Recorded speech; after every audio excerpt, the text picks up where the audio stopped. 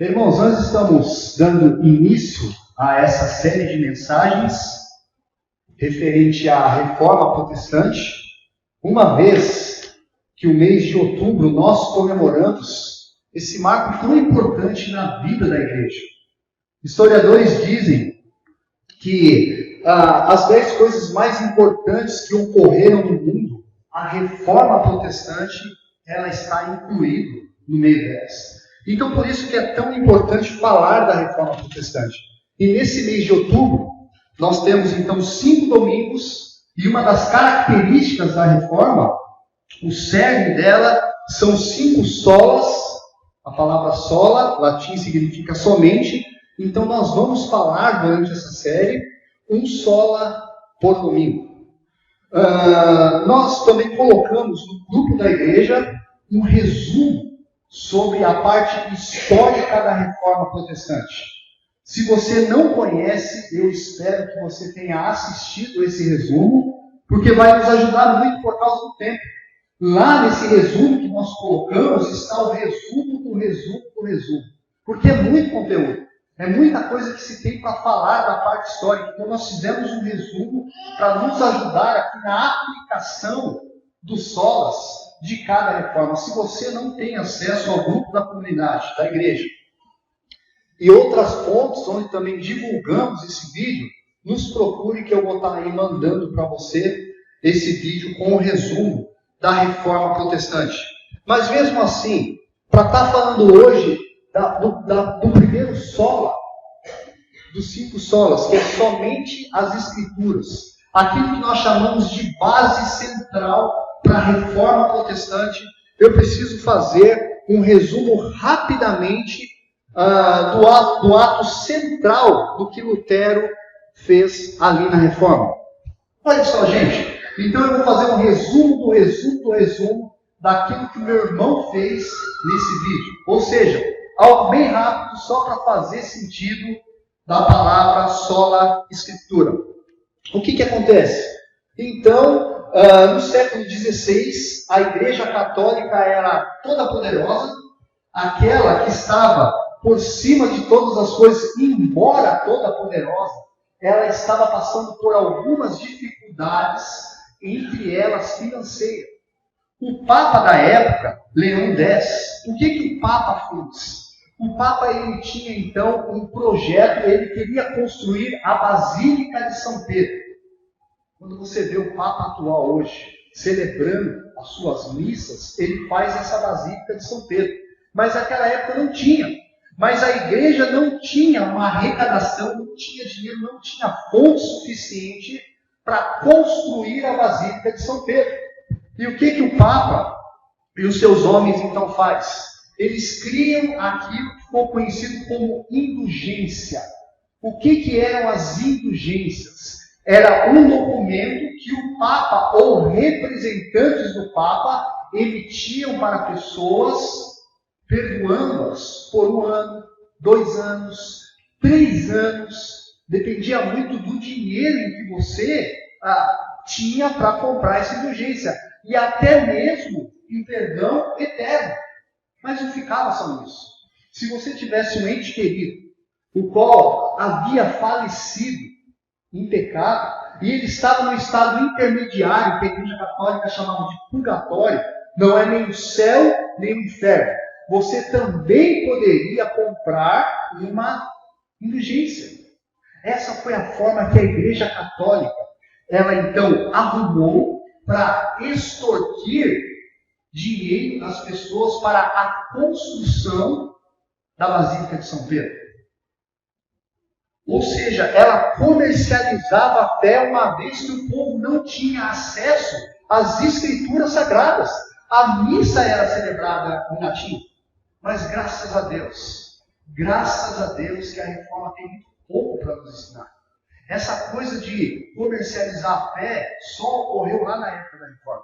Hoje em dia isso não ocorre mais. Ninguém compra mais, por exemplo, a água do Rio Jordão, um pedaço da cruz de Cristo.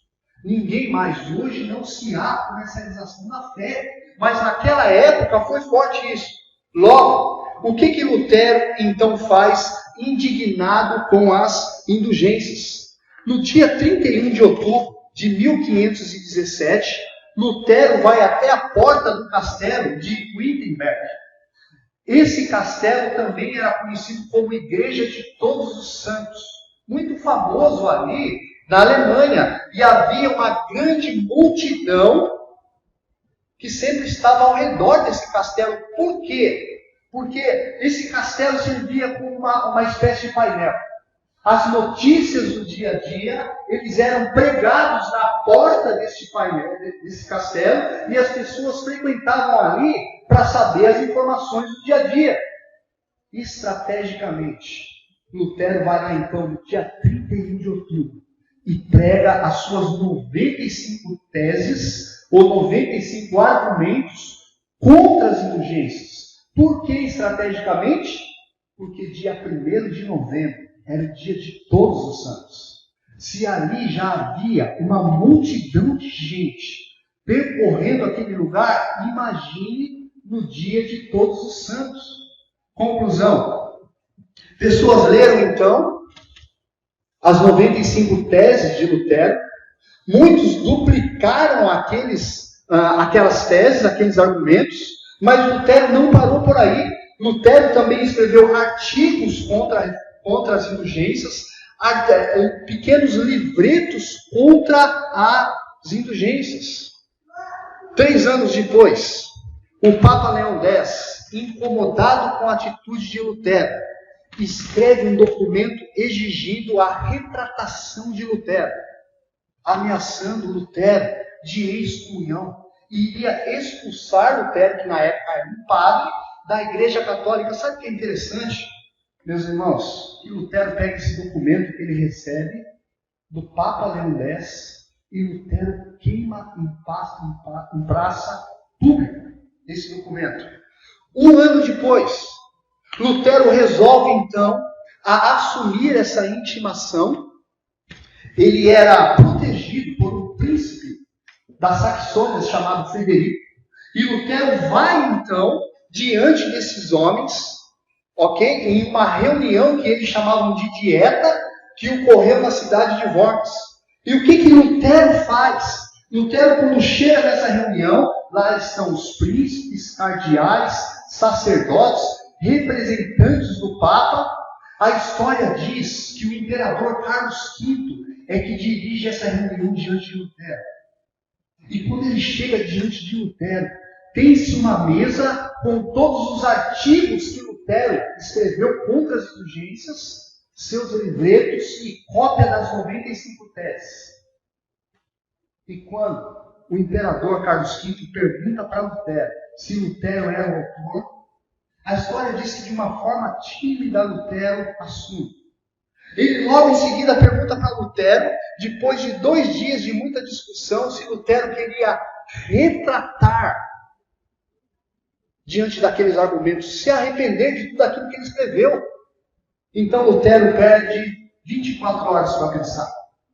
E a história conta que aquela noite, Lutero então tem uma batalha espiritual ao ponto de Satanás aparecer para ele pegar o quinteiro e jogar em Satanás, e Satanás em consumir de repente. No outro dia Lutero volta, um homem transformado. E quando eles intimam então Lutero, se Lutero era responsável por aqueles artigos, agora Lutero responde com convicção, dizendo que sim. E quando eles perguntam para Lutero se Lutero estava a fim de se retratar, se arrepender diante dos seus escritos, Lutero responde com muita autoridade essas palavras. Ele diz assim: a não ser que eu seja convencido pelo testemunho das Escrituras, ou por clara razão, pois não confio nem no Papa, nem em concílios isoladamente, visto que se sabe muito bem que eles têm errado e se contraditado muitas vezes. Estou preso às Escrituras que citei, e a minha consciência é cativa da palavra de Deus. Não posso retratar-me, e não me retratarei de coisa alguma, uma vez que não é seguro nem correto ir contra a consciência. Não posso agir de outra forma. Aqui estou Deus me ajude. Amém. Pensem no cenário. Lutero está contra uma toda poderosa que manda no mundo, diante de príncipes, imperadores, bispos, cardeais, e Lutero toma uma atitude dessas diante desses homens. Eu só quis contar essa parte para falar para vocês de onde é que surge a palavra sola escritura, ou somente escritura. Mais tarde, os seguidores de Lutero, que criam os 5 solas, eles tiram a primeira palavra sola escritura, ou somente a escritura, dessa frase de Lutero. Quando Lutero fala que ele iria retratar se ele fosse convencido pelo testemunho das Escrituras. Ou então que a mente dele, que a consciência dele era cativo à palavra de Deus. É dessa frase de Lutero que surge então o sola escritura. E o que é, gente, na prática, a palavra sola escritura? É você basear a sua vida somente na Bíblia e rejeitar qualquer tradição ou ensino que não esteja em completa concordância com a palavra de Deus. Eu não estou dizendo que você não pode ler qualquer material extra-bíblico, que você não pode estudar biologia, matemática e outras correntes. Não é isso que eu estou dizendo. O que eu estou dizendo é que todas as coisas devem ser julgadas segundo o molde das Escrituras. E encaixa nas Escrituras, amém. Não encaixa, então dispensa.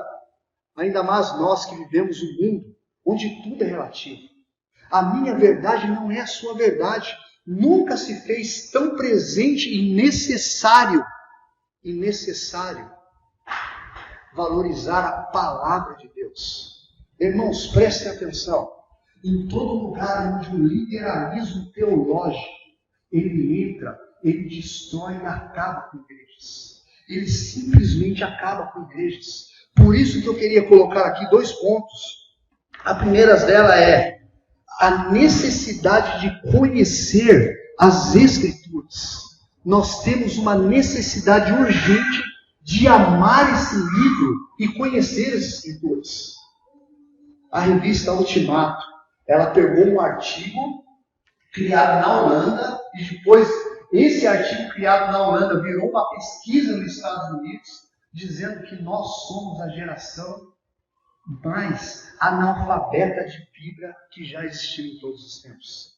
As pessoas não conhecem mais as Escrituras. As pessoas não têm mais prazer nas Escrituras.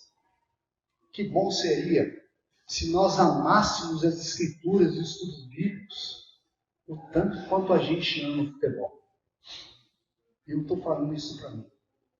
Todo o esforço que a gente faz para jogar futebol, que bom seria o mesmo esforço quando alguém falasse para a gente: vamos estudar as Escrituras?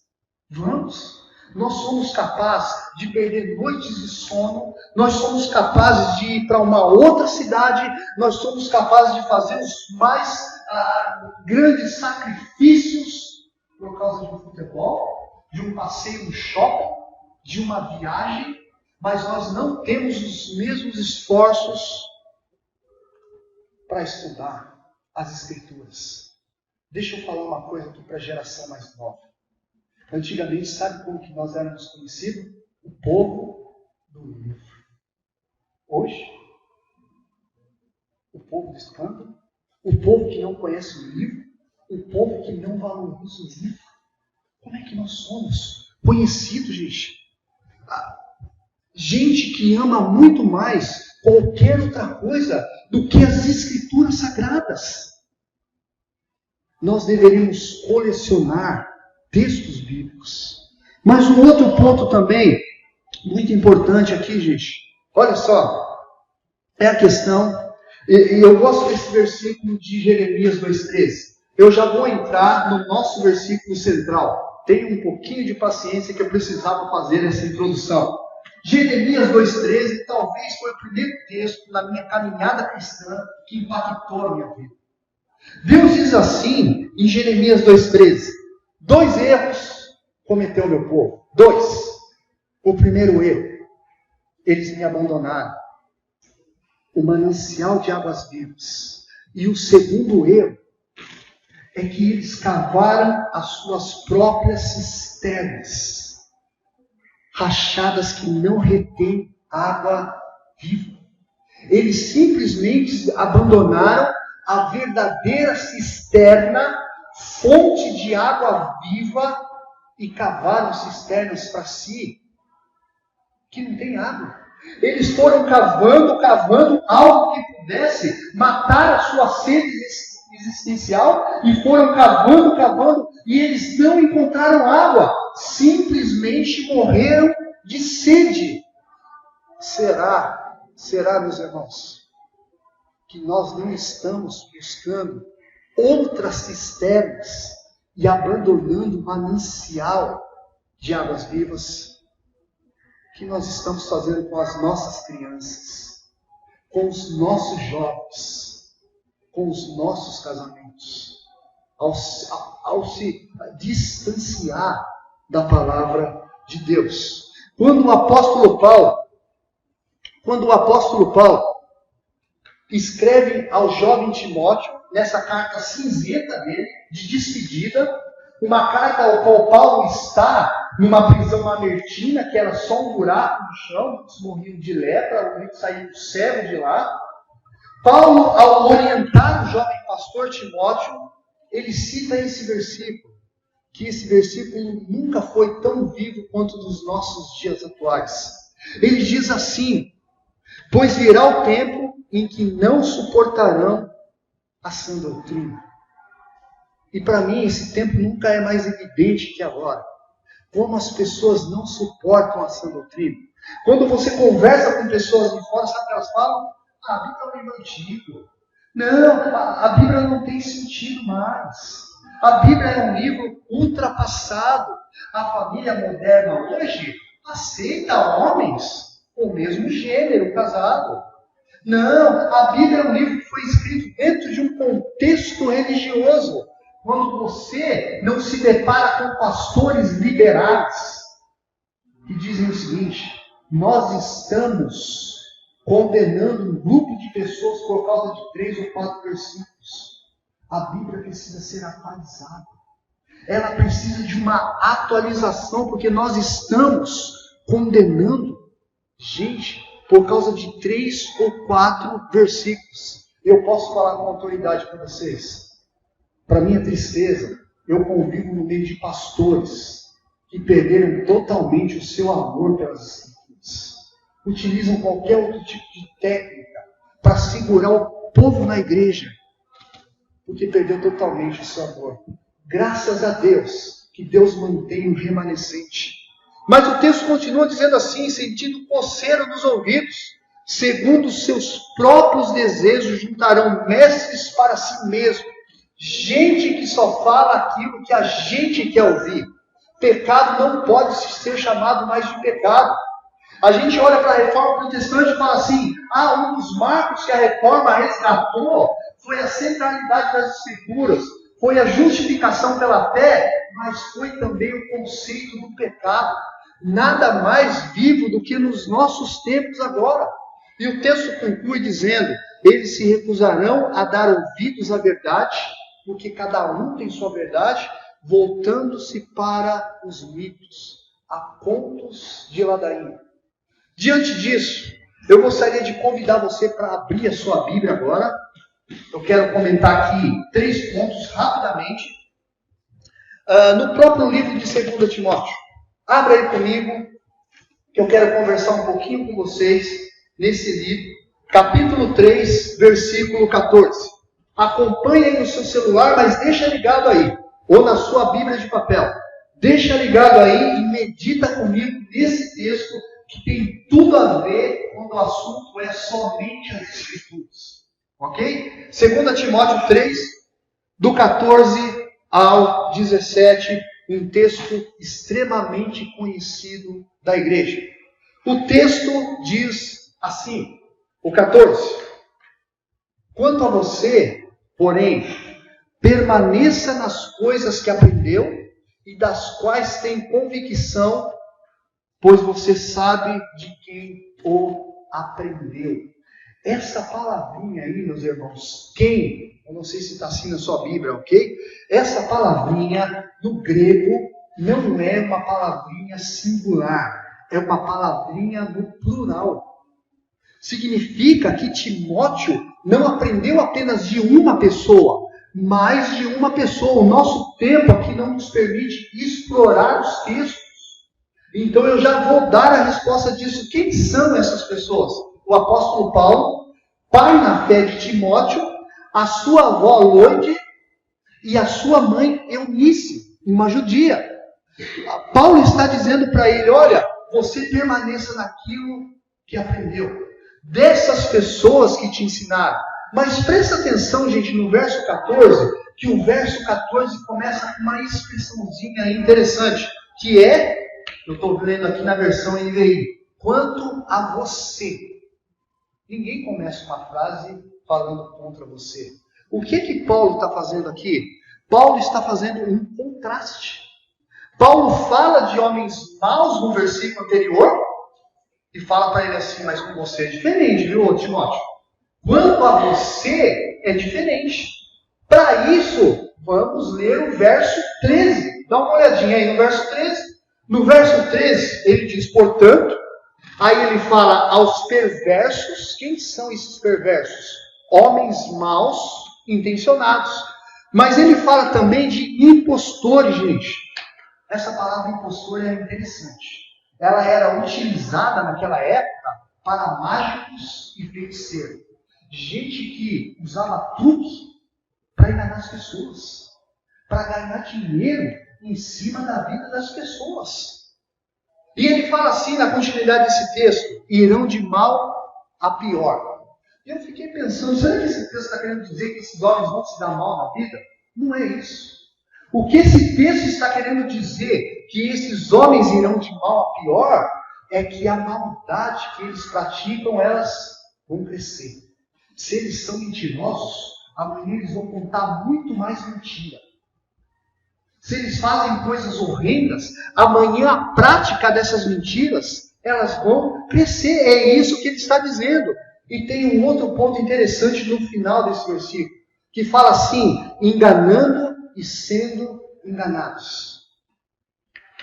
Gente que vive na prática da mentira, que adora enganar, sempre acaba sendo enganado por causa das suas próprias cobiças.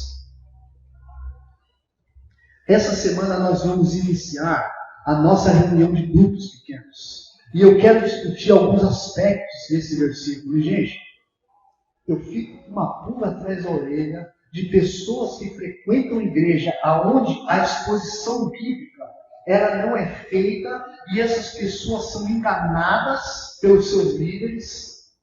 Sinceramente, para mim, pessoas que são enganadas também têm uma alta disposição de enganar por causa das suas próprias cobiças. E esse, para mim, é um dos textos básicos. Quem vive na mentira também acaba praticando a mentira. E diante disso, dessa introdução nesse texto, eu gostaria de trazer 3 razões, só 3, gente, rapidamente, 3 razões por que devemos nos apegar às Escrituras. 3 razões dentro desse texto, porque somente as Escrituras têm que ser a base da nossa fé. 3 razões que Paulo também dá a Timóteo. A primeira razão está aí no verso 15. Acompanha comigo na parte A. Ele diz assim, porque desde criança você conhece as sagradas letras. Qual que é a primeira razão? Porque essas letras, elas são santas, sagradas. Por que elas são sagradas? Por causa da sua origem. Por causa da origem dessas letras. Quem é a origem dessas letras? O verso 16, a parte A, está aí relatando. Diz assim, toda a Escritura é inspirada por Deus. Inspirada. Irmãos, essa palavra inspirada, ela se encaixa mais para poetas, para escritores de música. Ela não é muito feliz aqui na tradução, não. Ok? Ela não é muito feliz. No grego, no original, essa palavra aparece como soprada. É que talvez o nosso português não tenha muito sentido. Toda palavra é soprada por Deus. Talvez não tenha muito sentido, mas a palavra correta é soprada. Estudiosos dizem que a palavra que nós sopramos a palavra que nós falamos são sopros sonoros. Quando eu estou falando, eu estou soprando. Em outras palavras, sabe o que o texto está dizendo? Que essas palavras são sopro do próprio Deus. Olha aqui o primeiro motivo, a primeira razão porque a Bíblia tem que ser a única regra de fé e prática da minha vida. Porque ela é o sopro do próprio Deus. É o hálito de Deus. Deus soprou as suas palavras para que tudo vá bem na minha vida. É óbvio que aqui Paulo está chamando o Antigo Testamento de Escritura. O tempo não nos permite mostrar que o Novo Testamento também é Escritura. Por exemplo, Pedro, na sua segunda carta, verso 3,16, Pedro chama os escritos de Paulo de Escritura. Mas Paulo também, em 1 Timóteo 5,18, citando Deuteronômio, ele vai citar uma passagem que ocorre no Evangelho de Marcos e de Lucas, também de Escritura. Logo, toda a Escritura, o Antigo e o Novo Testamento, é o sopro do verdadeiro Deus, do único Deus. Mas não para por aí. Estudiosos, eles também dizem que essa palavra sopro tem uma ligação com Gênesis. Quando Deus cria o homem, e Deus então sopra a vida das suas narinas em Adão. Sabe o que os estudiosos acreditam? Que quando esse texto fala que Deus soprou as Escrituras, Deus soprou vida nesse livro. Olha, isso aqui é uma razão para fazer da Bíblia a tua única regra de fé e prática. Esse livro tem vida. Homens por toda a história, por exemplo, como John Wesley, se converteu apenas lendo as Escrituras. Agostinho, quando ouve uma voz falando, pega e leia, ele pega as Escrituras e lê o livro de Romanos. John Crisóstomo, conhecido como Boca de Ouro do terceiro século, talvez o maior pregador que a igreja já produziu, se converte também ouvindo, lendo as Escrituras. O próprio Martinho Lutero, quando é impactado por um único verso, justo viverá pela fé, Lutero se rende ao amor às Escrituras. Mas uma segunda razão, meus irmãos, está aí no verso 15, na parte B, quando ele diz assim, que elas são capazes de torná-lo sábio para a salvação mediante a fé em Cristo Jesus. A segunda razão para fazer das Escrituras a regra de fé e prática na nossa vida é porque ela é capaz de nos tornar sábio para a salvação em Cristo Jesus mediante a fé. Gente, não existe qualquer outro lugar em que você consiga chegar à salvação, os estudos da salvação, se não for pelas Escrituras. Se alguém olhar para o sol, você não consegue revelar que você pode ser salvo e que existe um Deus. É só através da revelação das Escrituras. Inclusive, em João 5,39, Jesus diz assim, que são as Escrituras que dão testemunho ao meu respeito. Jesus diz que as Escrituras dão testemunho ao seu respeito. É as Escrituras que revelam Jesus como o único Senhor e Salvador. Escute isso. Você consegue imaginar que quando Deus Todo-Poderoso cria o céu e a terra e cria o homem, e quando o homem lá no Éden, ele cai, cria-se uma ruptura, uma inimizade com esse Deus. E, gente, você consegue imaginar? Para um pouquinho e pensa comigo. Todas as religiões do mundo dizem que para se achegar a Deus, você tem que fazer um exercício de débito e crédito. Você faz o bem e Deus coloca como crédito. Você faz o mal e você desce alguns degraus. Agora, quando você faz o bem, você sobe. Você faz o mal, você desce. O cristianismo é o único que diz que a salvação é pela graça. Que nós estávamos perdidos, mas esse Deus Todo-Poderoso resolve entrar na história. E sangrar naquela cruz até a morte por amor de você. Para nos dar salvação.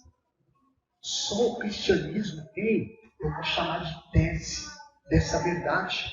E sabe onde isso é revelado? Nas Escrituras. Mas uma terceira e última causa, motivo, eu vou encerrar a nossa mensagem dessa noite. Está aí no verso 16 e 17. Depois que ele fala que toda a Escritura é soprada por Deus, ele diz assim: é útil para o ensino, para a repreensão, para a correção e para a instrução na justiça. Olha esse final. Para que o homem de Deus seja apto e plenamente preparado para toda boa obra. Sabe o que esse texto está me dizendo? Que mais um motivo para não se apegar nas Escrituras é que ela é capaz de levar o homem à maturidade. Ser o melhor marido, ser o melhor funcionário, ser o melhor filho. Gente, esse meio aí, ó, que está em azul, não sei se você consegue enxergar aí, ó, dá uma olhadinha na sua Bíblia que diz assim: útil para o ensino, para a repreensão. Essas características eu não vou comentar aqui por causa do nosso tempo, ok? Essas características eu vou falar nos grupos pequenos. Então eu já quero aí desafiar você a estar durante a semana conosco nos grupos pequenos. Cada item desse aqui, eu quero desafiar você a estar no grupo pequeno. Se você falar, mas eu gosto de falar, vai lá falar no grupo pequeno. Eu gosto de ficar quieto e só ouvir. Pode ir lá também que você vai ficar quietinho no seu canto, só ouvindo.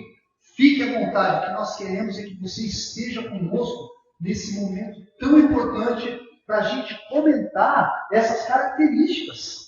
Mas para o versículo não passar em branco, por causa do nosso tempo, eu quero comentar o finalzinho desse versículo. Olha só, diz assim, o começo dele: toda a Escritura é inspirada por Deus e útil para o ensino. Eu confesso aos irmãos que no começo da minha caminhada, eu vibrava com esse versículo aqui. Uau, toda a Escritura é inspirada por Deus e útil para o ensino. Sabe o que eu comecei a fazer? De uma forma hipócrita? Deixa eu confessar um pecado aqui. Eu comecei a estudar as Escrituras porque eu vi que ela era inspirada por Deus e útil para o ensino, para começar a falar conceito evangélico. Meu irmão está aqui, ele é prova disso. Inclusive, ele fazia junto comigo. Nós não podíamos, é verdade, nós não poderíamos saber, tem uma seita lá na casa do plano. Gente, era prazer.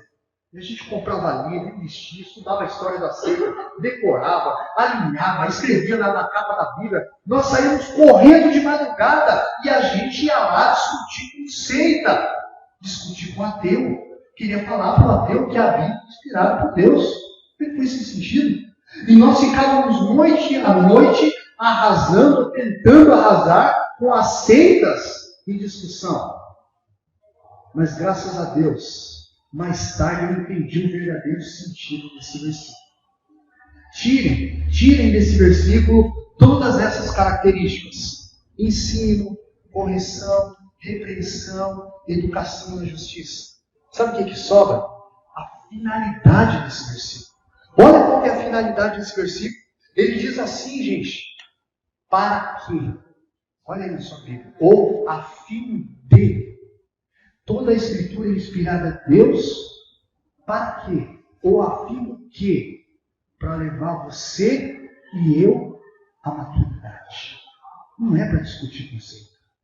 É para tudo aquilo que eu aprendo, eu aplicar na minha vida, no meu casamento, no meu dia a dia, para que eu seja mais parecido com Cristo. E esse conceito nunca foi tão vivo nos nossos tempos. E me desculpem, gente. Nós vivemos ao redor de jovens hoje que são eternos adolescentes. Eles não amadurecem nunca. E o desafio da palavra de Deus é que essas pessoas amadureçam, sejam mais parecidas com Jesus. E eu encerro nesse último slide, fazendo então um rápido resumo. Por que a sola Escritura tem que ser o centro das nossas vidas? Primeiro, então, para você marcar esse resumo, porque essas letras são santas e são sagradas. Por favor, não cabem outras cisternas. A gente vai se dar mal. Não procure outras fontes para saciar a nossa sede e deixe as Escrituras ao lado. Mas uma segunda razão é porque esse livro leva o homem à maturidade, a ser mais parecido com Cristo. Faça uma lista. Você conhece a sua vida. Faça uma lista e diga assim para você mesmo: o que falta para mim ser mais parecido com Cristo? Será que eu tenho que melhorar a minha vida de oração? Será que eu tenho que melhorar a minha vida de leitura? Gente, a gente não tem ideia o bem que faz para os nossos filhos pequenos quando eles observam que nós estamos lendo as Escrituras. Qualquer dia conversa com a minha esposa da reação da nossa filha Andressa de 6 anos. Faça uma lista. O que falta para você ser mais maduro na fé? O que falta para você ser mais parecido com Cristo? Gente, é a boca do próprio Deus falando com você. Será que nós vamos desprezar esse livro? E a última, para encerrarmos. Esse livro é a única fonte que torna sábio o homem para a salvação. Se ela é a boca de Deus, a voz de Deus, ela tem um centro. E o centro desse livro é a pessoa do nosso Senhor e Salvador Jesus Cristo. Toda a Escritura aponta para Ele. Todo sermão deve apontar para Ele, a obra que Ele fez naquela cruz. Esses dias eu estava lendo um artigo de João Calvino e eu fiquei assim admirado. João Calvino dizia que essa letra mata sim, que essa letra é capaz de matar o homem. E ele diz que quando que essa letra é capaz de matar o homem? Quando ela é divorciada da graça de Deus. Quando essa letra é lida sem centralizar a pessoa do nosso Senhor e Salvador Jesus Cristo. Deus revelou a sua vontade. Deus revelou o que Ele ia fazer com o seu Filho naquela cruz. Por amor a mim e a você. Irmãos, eu espero de coração, que todos nós possamos sair daqui hoje com uma decisão de se apegar nas Escrituras e naquele que é o centro das Escrituras. E valorizar as Escrituras mais do que qualquer outra coisa em nossas vidas. Que Deus nos ajude. Vamos orar? Queria convidar o pessoal do louvor. Senhor, eu quero te agradecer, te louvar e te exaltar por essa noite, ó Pai. Nos ajuda, Senhor, a fazer das suas Escrituras o centro das nossas vidas, Pai. Pai, incomoda o seu povo, que possamos, ó Deus, ser chamado de povo do livro, que possamos sim, ó Deus maravilhoso, saciar, ó Pai, nesse manancial de águas vivas que é a Tua Palavra. Se revela cada vez mais o Cristo em nossos corações. É isso que eu te peço, Pai, em nome de Jesus. Amém.